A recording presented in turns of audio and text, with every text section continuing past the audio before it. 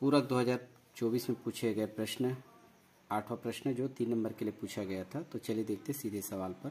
के का मान ज्ञात करेंगे जो निकाय का हल ना हो। प्रश्न इस प्रकार से दिया गया है कि x plus 3y equal to 3 और 12x प्लस के वाई इज इक्वल टू 6। ये प्रश्न है, यहाँ से हम सॉल्व करेंगे, कोई हल ना हो तो हमें a1 b1 c1 का मान निकालना है। ठीक है ना। x का गुणांक k है यानी a1 होगा, y का गुणांक 3 है यानी b1 होगा और ये अचर पद c1, a1 b1 c1। इसी प्रकार x का गुणांक 12 है, ये a2 का मान होगा, y का गुणांक k है, ये होगा b2 का मान और अचर पद c2 यानी 6। इस तरह से a1 का मान लिखेंगे k होगा, b1 का मान होगा 3 और c1 का मान होगा 3। ठीक है। और इसके बाद आएगा a2 का मान होगा 12 और b2 का मान होगा k और c2 का मान होगा 6। आगे हम इसको कंटिन्यू करते हैं। प्रश्न दिया गया शर्त कोई हल ना हो, तो यहाँ पर आप लिख दीजिएगा शर्त कोई हल ना हो।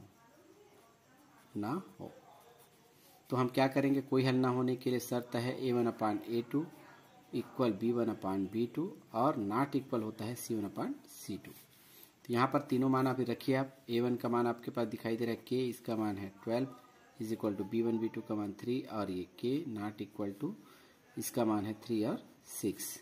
ठीक है। तो k इसमें शामिल है, अर्थात दो पद, पहला पद, प्रथम भाग, दूसरा भाग, तीसरा भाग। तो प्रथम दो की हम तुलना कर सकते हैं क्योंकि हमें k का मान ज्ञात करना है।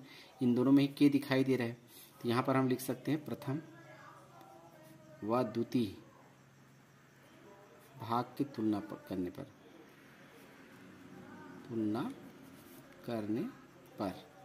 तो इन दोनों की तुलना कीजिए तो k by 12 is equal to 3 by k।